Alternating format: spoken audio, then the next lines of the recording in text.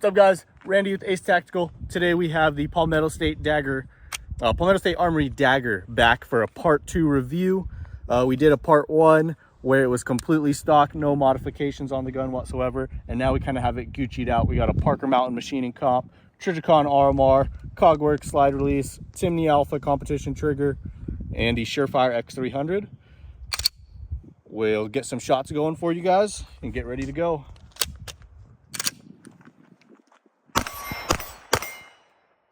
Pretty nice.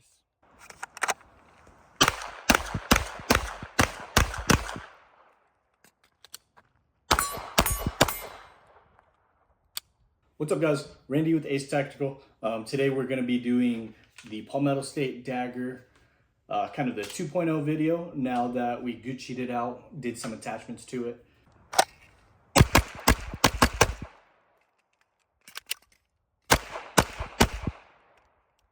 The Palmetto State Armory Dagger, Gucci'd out with the attachments that I mentioned before, that compensator, light, optic, trigger, Magwell, grip tape, Kagwerks slide release, pretty much everything that I would do to my go-to gun, the Glock 19X, compensator, light, optic, Kagwerks slide release, Timney Alpha trigger, Magwell, grip tape. Pretty much tried to replicate this gun here. Both these firearms are cleared, by the way. So yeah, pretty much tried to replicate this gun here at a very budget price, which the optic gets kind of expensive, the light gets kind of expensive. Other than that, I guess the trigger also a little up there. But if you wanted to stay within budget, check out the first Dagger video I did where it's pretty much stock. At that price point, you have a very good budget gun out of the box. However, if you don't mind spending a little more money, these upgrades right here that I'm going to talk about actually make the gun a world of a lot better.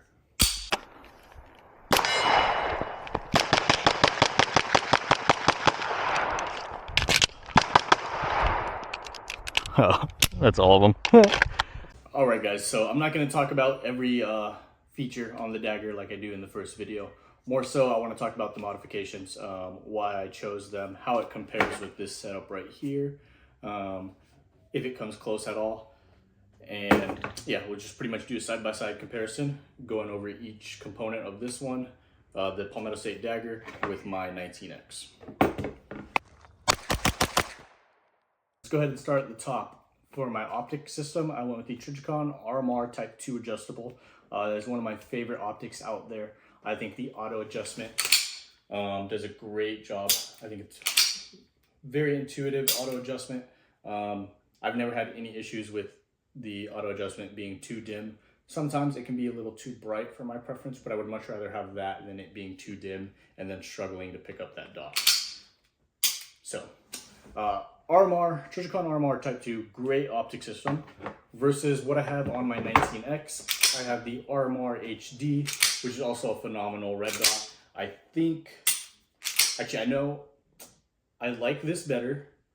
I just don't know if I like it better for the price. They're around $645. I think that's MSRP. Don't quote me on that, but they are around $645. You can probably find them cheaper, you can probably find them more expensive. I think it's a great optic. I've have probably close to 2,000 rounds through the RMR HD now on this setup right here. And it's done very well. It's held up. I've had no issues with it.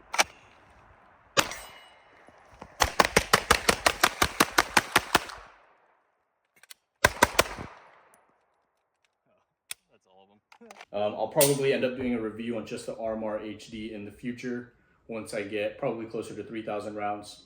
But as of right now, love the RMR HD. And then now let's move down. Next we have the Parker Mountain machine compensator. Or actually, before we get to the compensator, iron sights in front of the optic or the setup I have with the Palmetto State Dagger. Iron sights in the rear are what I have on my 19X. And I'm currently building out a new 19X because I'm going to retire this one. And I'm going to keep iron sights in the rear. After shooting the Dagger, I found out that I do prefer iron sights in the rear of the optic actually. And reason being, when I'm clearing malfunctions, typically, you know, I rack from the front. That's typically what I do.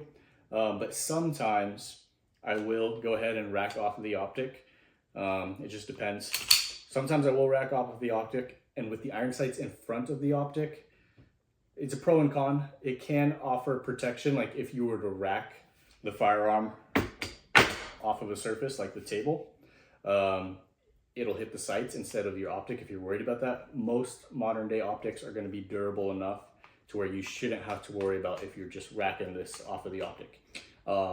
If you have an optic and you cannot rack from the optic hitting a surface, throw that optic away, get a new one, get something that'll be more durable. That's in my opinion, at least. But yeah, so a pro is, I guess, that front sight being in front of the optic. It will shield your optic if you needed to rack off of it. But for me, if I'm using my hand, sometimes if I'm going really hard, like if I had to clear a round getting stuck in there and I can't get a good grip right here and that round's just really stuck and I have to force that round out to get it to extract, and I come up top because I get more leverage, my hand hitting the iron sight hurts. So that's pretty much the biggest reason. Aesthetically, I think I like iron sights in the rear. Aesthetically, I think it looks better. So personal preference, but that's it for sights. Now let's talk about the Parker Mountain Machine compensator. Parker Mountain Machine is a great company, you guys. I have one of their comps. I have two of their comps actually or two others, I should say. One on a 320, which I did a video on, and then one on a Glock 17, which I have not done a video on, but that compensator works great. This compensator, very affordable, so it falls within that budget realm if you wanted to stay budget friendly with a Palmetto State Dagger, because it is a budget oriented gun. Understand that. The Parker Mountain Machine compensator is $75, so it's pretty cheap because the Dagger, depending on which model you get, I got one that came with the threaded barrel.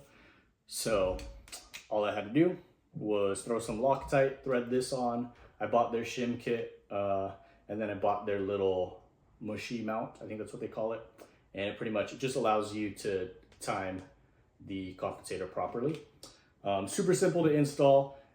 If you're not super mechanically inclined like myself, and not super mechanically competent person, like I'm no gunsmith, you guys, but I can work on basic things on my firearm, like installing this. It was a breeze, super easy. Now let's go ahead and talk about the other compensator I have on my Glock, the Radian Ramjet. This is an even easier compensator to install, you guys. It just sits on the front of the barrel. You have a set screw that you tighten right here. That's pretty much it. Like literally impossible to mess up unless you over tighten this and end up stripping it. Other than that, there's like no way you can mess this up. This, if you are like extreme turbo idiot, then yeah, you probably could mess it up, but I got a smooth monkey brain myself and I was able to figure this out, you guys. You should have no issues. Moving down, let's talk about the trigger right here. I run the Timney Alpha, beautiful trigger. I run it in pretty much all of my Glocks. I did just pick up a new trigger from small company. I think it's a one-man crew, or maybe it's him and his wife. They build Glock triggers. They're called Superior Triggers. I have 0 rounds through it so far. I've only dry fired it. So stay tuned. I'll talk about that in a future video, probably in my new 19X, because that's what that's going to be going in. But the Timney Alpha, you guys, I love this trigger. This is a great trigger. So, beautiful trigger. You have a nice wall. There's fair take up, so if you're worried about pre-travel, there is a good amount of pre-travel. I don't really care. Once you hit that wall, it's nice. There's a very light break, just a little more pressure. They typically do break around the 3 pound mark. I would say around like 2.75 to 3.25 pounds is about what this trigger averages. Depending on some of your internal pieces, some of those slide pieces. Like I have one of these Timneys on a Gen 3 kind of roll-in special build. And I think it's the connector. on that one, but that one is pretty heavy actually. It's, well, I shouldn't say heavy, but it's heavier for a Timney. It's like a 4-pound brake versus these. I will say, whatever slide internal components they use, the Glock parts, OEM parts, definitely feel nicer when they're paired with the Timney. Like my Timney on my 19X feels just a smidge nicer than this one, which is not a big issue. This still feels great. This is a beautiful trigger, you guys. But right here, I love this trigger. This trigger is great. My splits with this are just a hair behind my splits with my Prodigy that has a tuned 1911 trigger. So the fact that I'm keeping up with a striker fired gun, with a hammer fired gun, with a tuned trigger, is pretty phenomenal, in my opinion.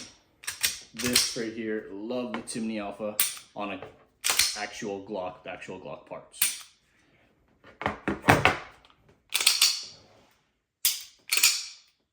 Yeah, beautiful trigger. No bad things to say about it. I haven't had any issues. Do understand, however, the Timney Alpha isn't a duty rated trigger. However, with that being said, I do run them in pretty much all my Glocks. I don't have any worries about. I've never heard of it going off. The rumors I've heard is that it's not a drop safe trigger. I haven't tested that myself, nor do I plan on testing it. But love this trigger. Nothing bad to say about it. Next, let's move on to the light, the Surefire X300. Love this light. This is the UA. So the difference between the UA and the UB is pretty much your lockup device. This one, you have this, I don't even know. You just pinch down on the ledge right here and then pull it forward. Same thing to put it back on. It snaps in place. This right here, the UB, it has a screw. So you put it on your mounting light surface, whatever your rail is, and then you just tighten this screw and it'll stay super snug. I prefer the UB to the UA for that reason. I will say one thing about the Dagger, this weapon mounted light rail right here, it doesn't mate very well with the X300. You can see right here, it has some tolerance issues. It's a little loose, a little wobbly. There's rattling going on. I don't like that personally. If you were to get an X300 UB and tighten up that screw, you should have no issues. Because before this, I had a TLR1 HL on here, which also similar design. You just tighten that screw once it's on your rail system. And I had no issues with that wobbling. Surefire X300 is pretty expensive. Same with the RMR. You're paying more for the RMR than you are for this whole gun. And the X300 is about what you're paying for the whole gun. So if you want to stay budget oriented, maybe get something else than RMR and X300. I will say I am a firm believer of running optics on all of my handguns that accept an optic, and also running a weapon mounted light on all of my handguns. Just because weapon mounted light, you guys, the reason we carry firearms to defend ourselves for most people, and you don't get to pick the fight. You don't get to pick when bad things happen. You can only pick your preparedness level and how you respond to bad things. So in order to have a higher preparedness level, I would rather have a light on my gun so I can see what I'm shooting if I need to shoot something. Yeah, quick spiel about that, you guys.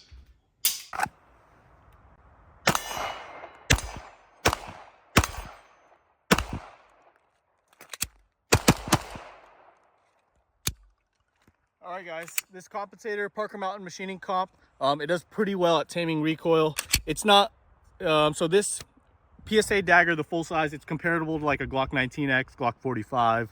I have a 19X with a ramjet.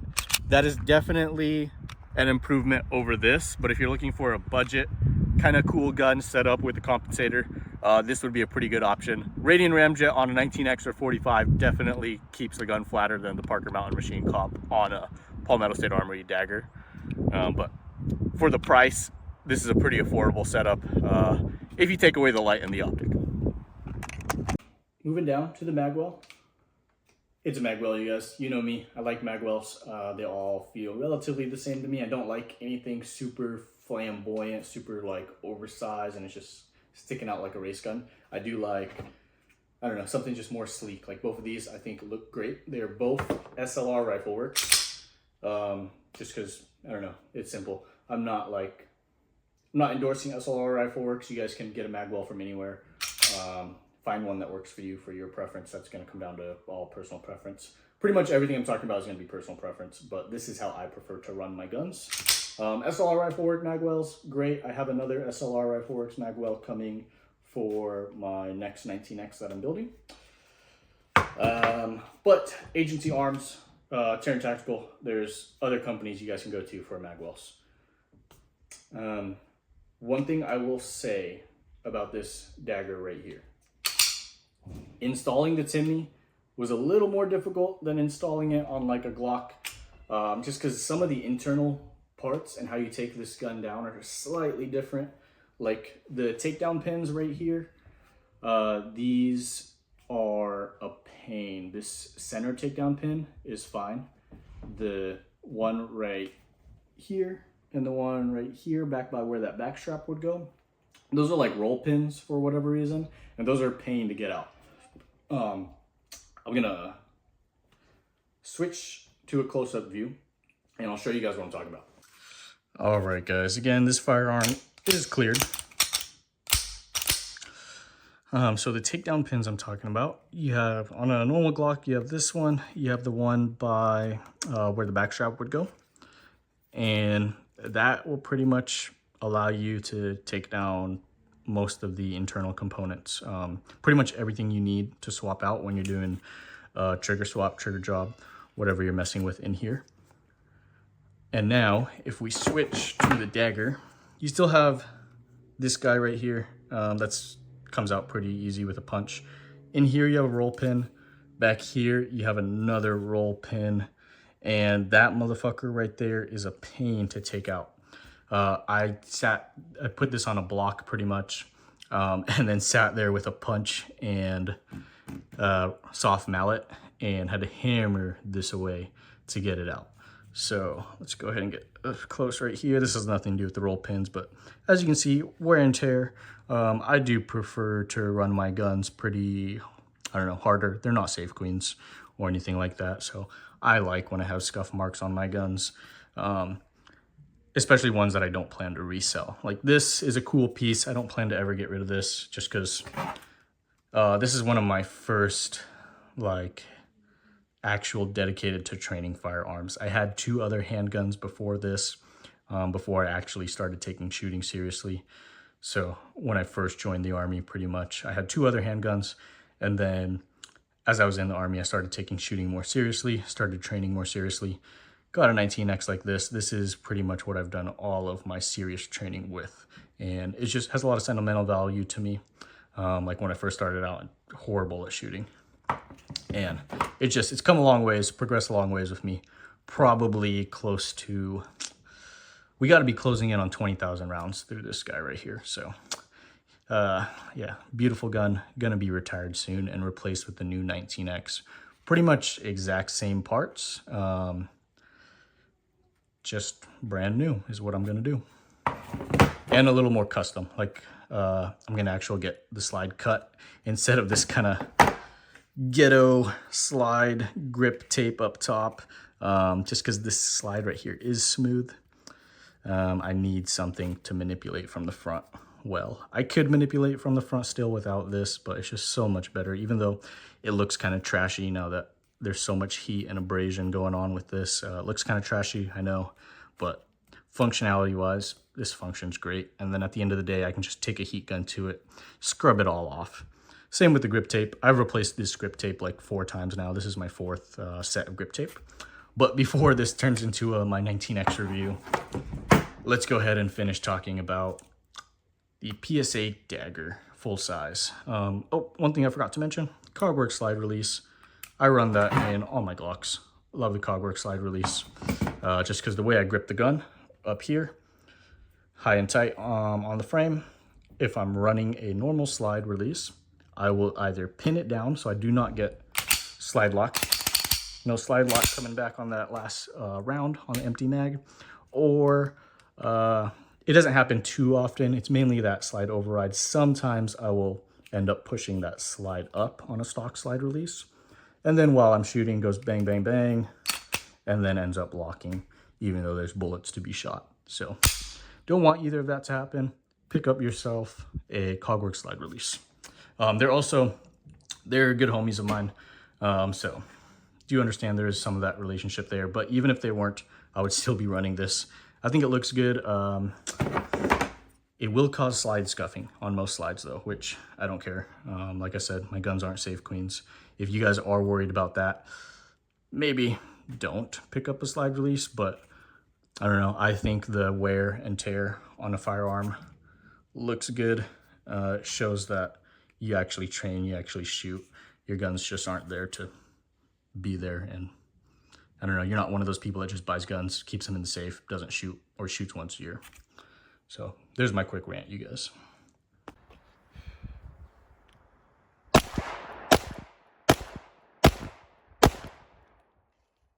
There is my PSA Dagger review. If you guys have questions, if I missed anything, go ahead, comment down below. I will answer what questions I can. Thanks for checking out the video. Do me a favor, like and subscribe. Stay tuned for more to come.